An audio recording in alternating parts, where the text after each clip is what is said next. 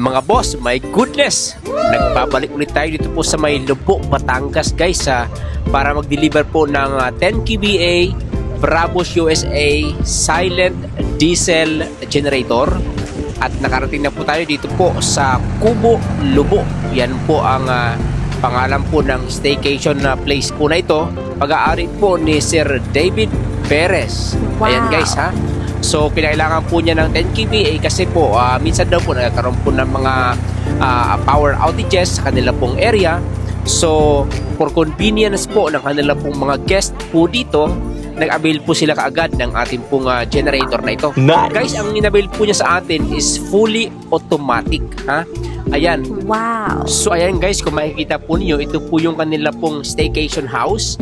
At sa lahat ng gustong mag-relax guys 2 to 3 hours away from Metro Manila, guys, kontakin nyo lang si Sir Perez sa kanila pong Facebook page. Ayan, Kubo Lubo.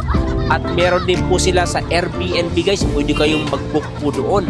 Ayan guys So, napakabait po ng ating client at napaka-smooth po ng ating pong naging transaction. So, maraming salamat kay Sir David Perez.